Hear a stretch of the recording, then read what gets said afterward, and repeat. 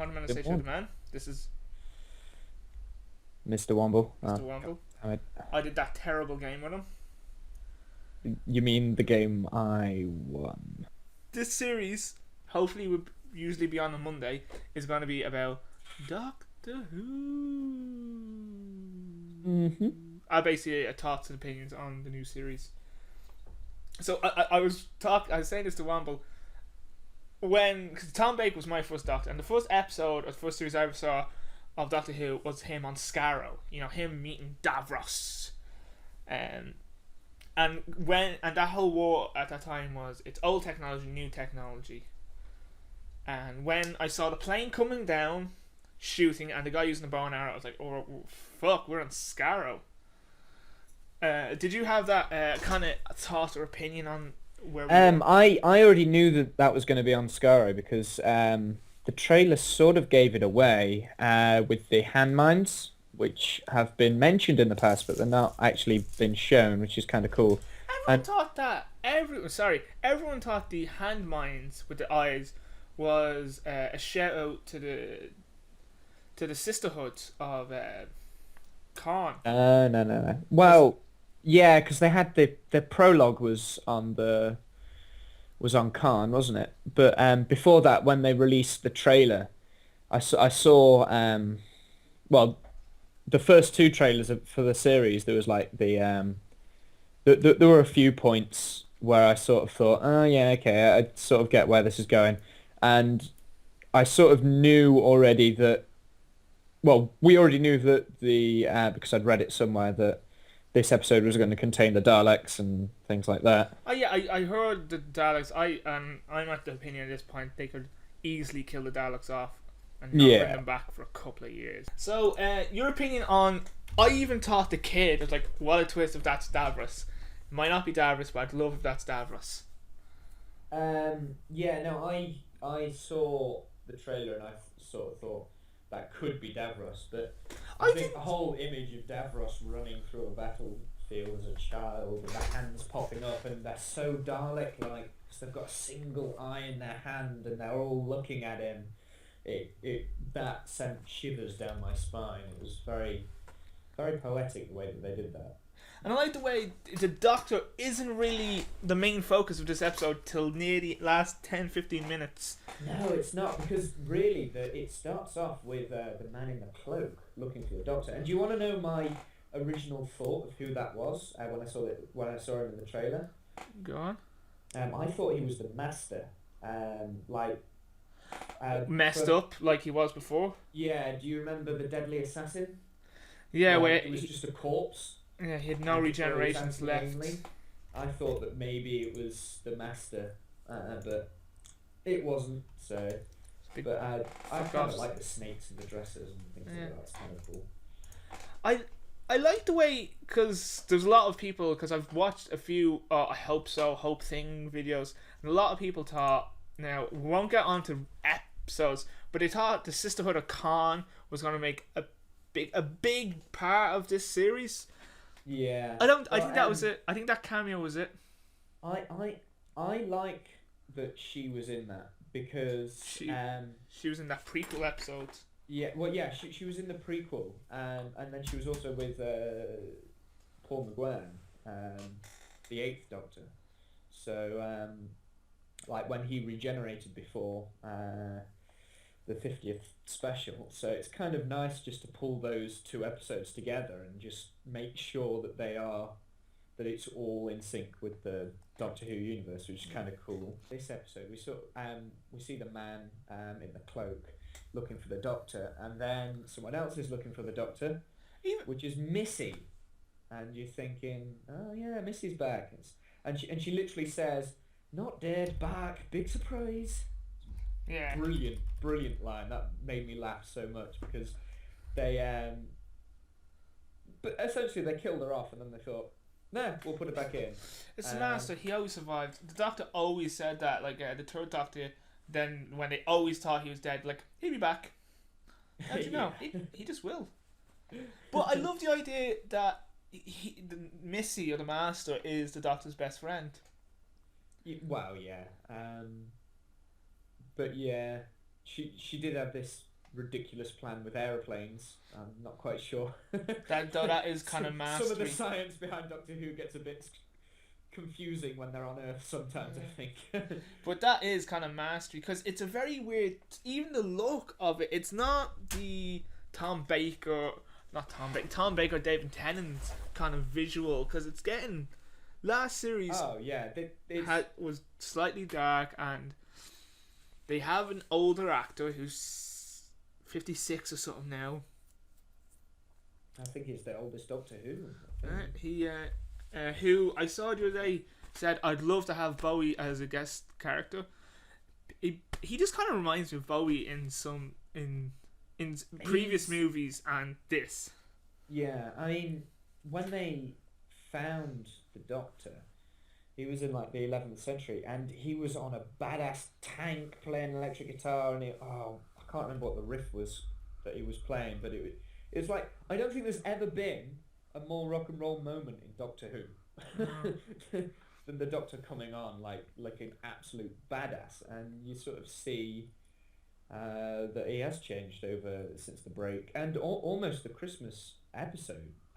Now thinking back, that was sort of very chill compared to this episode. This episode was massive. It was a massive season opener. They've never done anything like that before. And it was 45. It felt like so much longer than like 45 minutes. It felt so much longer because when the snake guy finally finds the Doctor, after going to the Shadow Proclamation that we hasn't had mentioned in since. Yeah, that was since Tennant's one. That was a weird one as well because her hair's even bigger. Yeah, she's older now, but it's the same actress, which is kind of cool. Yeah, So yeah, he finds the Doctor, but yeah, no. I think with the whole episodes on the whole, it felt more like fan service to people of old Doctor Who and new Doctor Who, and because especially with like Davros and Skaro and everything. He was the first time I ever knew of the Daleks was Davros. Because I thought Davros was going to be involved with the ending of last series. I never thought of the Master. I'd love, because I loved the last person to play the Master with David Tennant, because John Sim. John Sim, is that his actual name? Yeah, that's his name. Because I loved him, because I always wanted him to be the Doctor, because he did Life on Mars. I was like, oh, he might make a good Doctor, but he made an amazing Master. Oh yeah, but until I think if I'm completely and utterly honest, Michelle Gomez has completely knocked the Master out of the park this time. She really has. Or Missy. She's a whole world of her own. Friendship more older than your civilization and and infinitely more complex. It's it's a weird one because like I like if the Master was more of a a character that came in and out more often, wasn't always the bad guy. They had to get the whole thing of her the Doctor going gravity, and she goes, I know that if you that was actually really funny. Even though to everyone else in the universe the Doctor is super smart, he has someone to play off who's another Gallifreyan who's just they are that good that they see these things. My problem with that is in classic Doctor Who they did a lot of the Master and the Doctor teaming up and like being friends for a bit, but those stories never sold me, which is why I was a little bit worried going into this one. However, that you still had Missy killing people, and that's I think how Moffat's got around that, which is kind of cool. You sort of got that with Missy when Clara and Missy walk out of the airlock, and they're discovering Skaro, and there's a genuine fear on Missy's face. You can she suddenly realizes that she's standing on Skaro, and you can see that she fears the Daleks, and I think that's probably one of the few things that she does fear is probably the Daleks, and that's probably it. And she whispered something to Clara, or more to herself, I think, and it was, they built it again, and brought it back. Yeah, because Wow, that is because so. the CGI model looked. Because I remember watching the second series or the second serial where they go to Scarrow, and it's just where the Daleks didn't kill you; they stunned you. Yes, and they could only move on the metal floors Yeah, because the charge rates they work like trams apparently.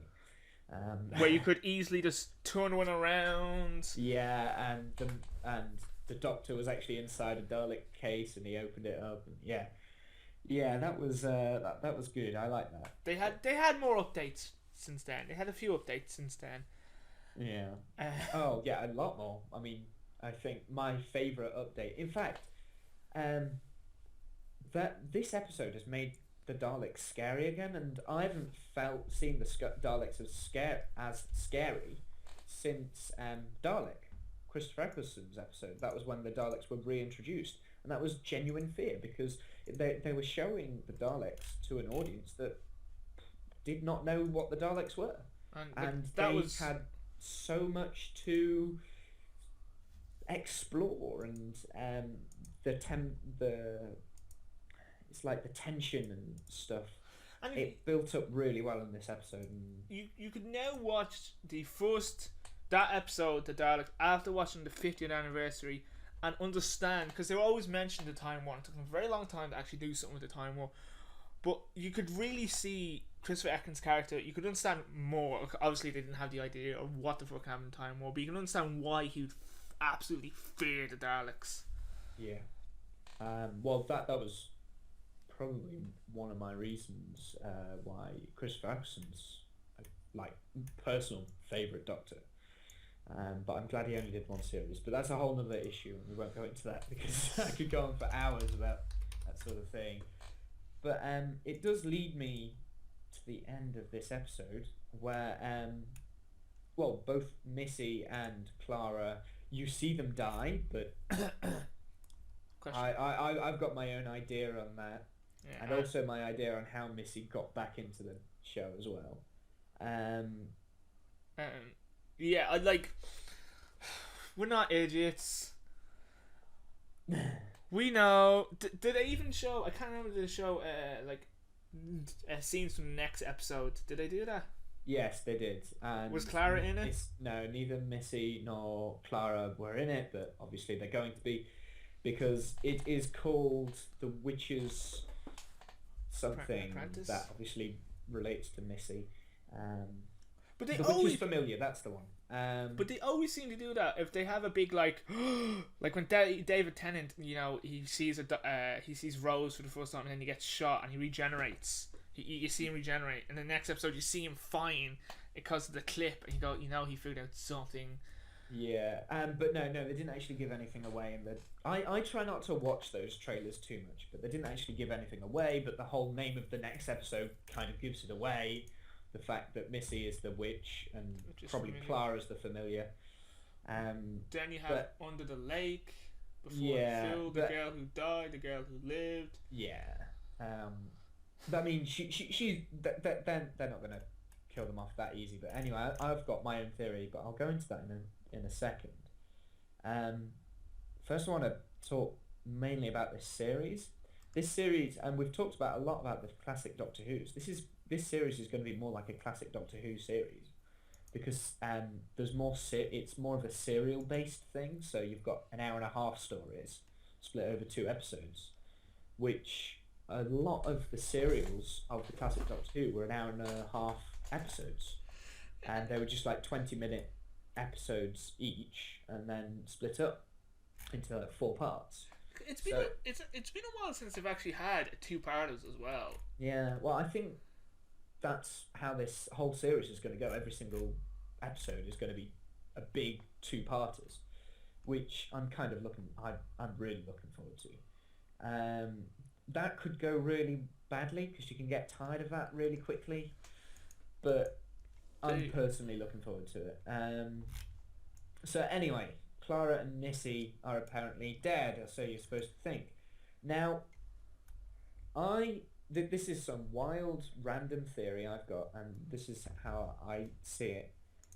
Missy survived being killed by the Cyberman at the end of Series 8.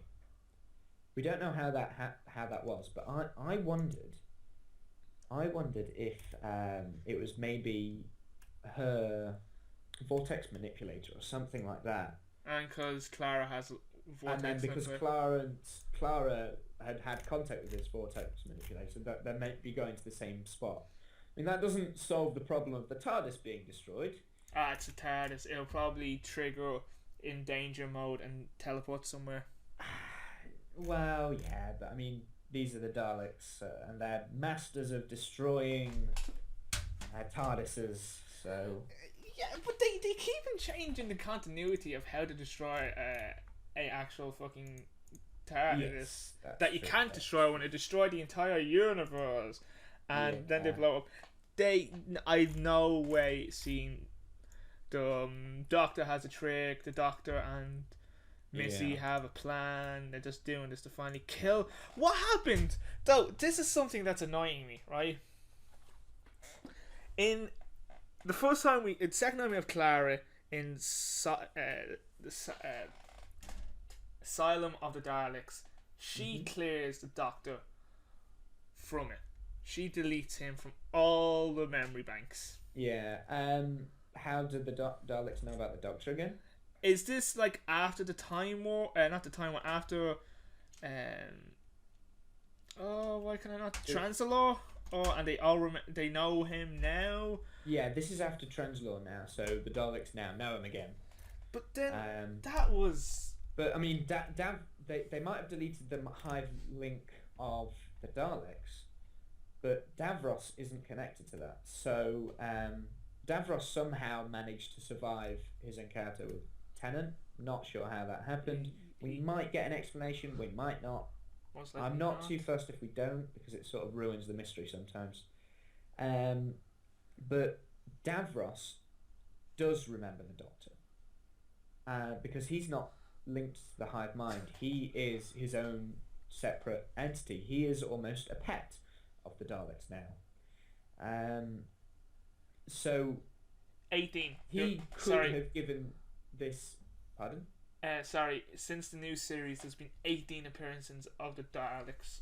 18 episodes. Okay. I think that Davros has filled in the gaps with the Daleks. So they know who he is again. I'd like to, because Davros always seems to die and comes back. He's like the Master in a lot of ways. He never really explains it. Deus Ex Machina, though. It's always Ex Machina. It's fucking always Ex Machina. I think. Yeah, I wouldn't be surprised if it's something to do with timey-wimey vortex manipulators. Yeah, no, that was what was standing out at me. Either that, or the Doctor goes back in time and kills Davros, which I highly doubt he will. I don't believe that is. Yeah, for a second. I really don't. I do not want to talk about the ending, because it's obviously we're going to presume he's going to shoot at Davros, but in actual fact he's going to shoot at the ground. This is where the Doctor, the Doctor's going in there to save Davros. I think that's what he's going to try and do. But this is also... It's all speculation from him. I know it's timey-wimey and they get away with that, but the Davros has met the Doctor dozens of times at this point. How the flying fuck has he not gone... You know, there was this guy who used a screwdriver and he had a blue box. And he saved me many years ago. Well, actually, if you think about it... Tom Baker never used a screwdriver. Yeah, but neither did Sylvester McCoy. No, Baker used a screwdriver. He used a kind of screwdriver. Not like they do in the new series. The new series is where the screwdrivers came about. I mean... I know it was the fifth Doctor who didn't use any screwdriver or anything. He did it with his hands with some not very many of the classic Doctor Who's had the screwdriver. It was only the third one, but he used it pretty much for opening garage doors and things like that, which was very boring. I mean, there was no like science stuff behind it. Well, they have made Tom Baker used it for like the first series, but he definitely didn't use it for very long. No, it was. I think it's more. They went. It's been very overpowered over the few years since 2005. Yeah, well, Very. Oh, same I'm the with Doctor. psychic paper. I love the idea of psychic paper. Yeah, but you can tell that they've sort of gotten bored with that idea because the Doctor went in Christopher Eccleston's series to using it every episode to now barely using it once a series maybe. I've just rewatched series 8 and the Doctor uses it once and it's the same in series 7 and I don't think he even uses it in series 6. So I love the best use of that was the specials, the year of specials when he's the Easter special episode when he's getting on the bus. I thought that was the best joke. The best one is when Matt Smith says, "I am a responsible adult," and then the other guy goes, "It's just wavy lines," and then he says, "Oh, it's shorted out. Finally, a lie too big." That's the best bit of the that was the best use of psychic paper. Right, I think that's everything. I've pretty much gone through all my notes. So yeah, let's not talk about the very obvious what's going to happen at the beginning of the next episode. But okay, do you want to talk about the spoiler for Christmas? It's already been announced over the entire internet. No. I just hope she's not a ghost. No. She's a time lady anyway, technically. So. She could regenerate. You never know. She gave all the generations up to save Matt Smith. But the Master ran out of regenerations. Yeah, but they gave him back during the time war, and the Doctor had to nearly spend 1,000 years, 800 years saving Christmas to get. When I realised, when we found out that River was a time lady. You can't say Time Lord. It's fine. Yeah. Well, whatever. I knew that her death wasn't going to be the end of her story because they always come up with ways of bringing big characters back like that. They doesn't say timey-wimey. That's how Matt Smith got away with a lot of stuff. How you can do this? Timey-wimey. No, that was David Tennant that said that. Well, it was originally the Fifth Doctor who said timey-wimey. Wibbly-wobbly, timey-wimey. Was it the Fifth Doctor? I don't think so. It was David Tennant. That was where it was introduced. The first time I heard him say that was with the episode, that little cameo he had with the Fifth Doctor, and he says.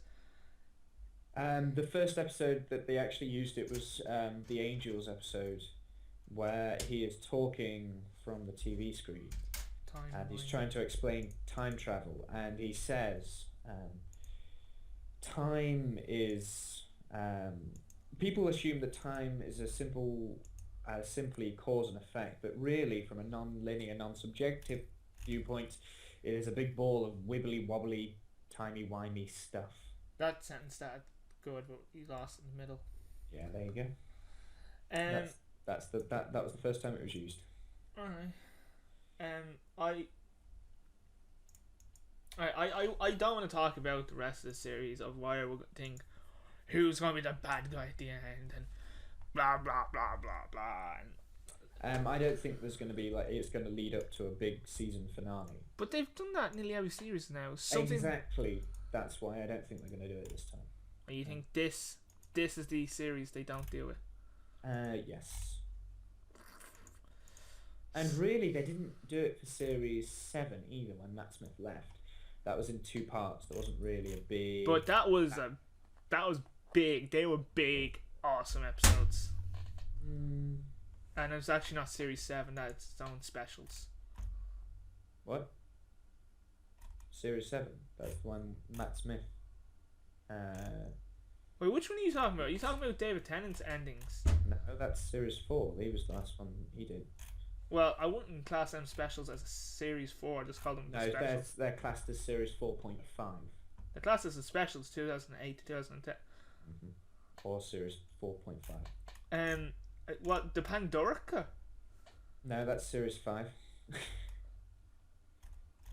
next one is the Silence, and that's series 6. Wait, you said they didn't really have a big one for Series 7, yeah.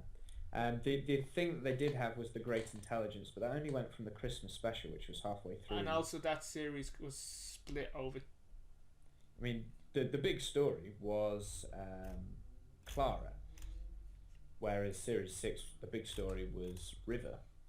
But The name of the yeah. with series 6, they did have a bad guy. Like, there was prominent all the way through series 6, and that was the Silence. The Silence were the bad guys. And But series with 7. series 7, the Great Intelligence isn't introduced until the Christmas special. But if you look at the Great Intelligence, the Snowman episode, the Great Intelligence was actually introduced a very long time ago.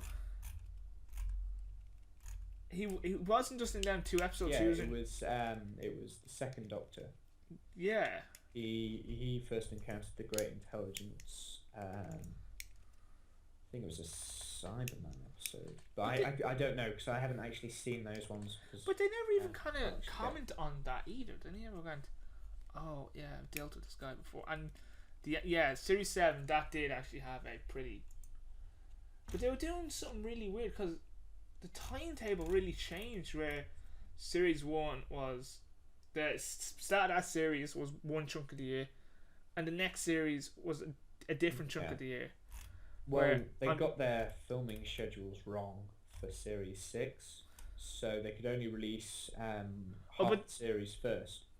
I know with series 6 they decided to have the Big River song ending of part 1 of series 6, and then that was when you found out who she was. But really, the still overarching story of the whole of series 6 was the Silence, and the way I thought that was all, where there's a big fucking break of a few months, but I heard the way they justified that stupid break. I thought it was because of snow or the ash clouds and all this stuff.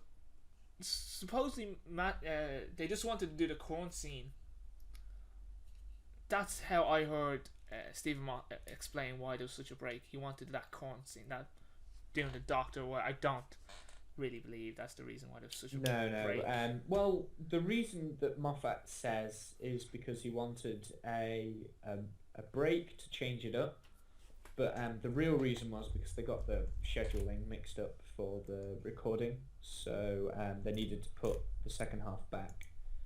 So, but it was a combination of things as well, because I think Matt Smith he ended up getting an acting job near Blackpool. It was a play that went on for like 3 months or something. So he then ended up being busy when they were supposed to be recording, and it all got split up. And then it got split up into 2 series so he could do it all.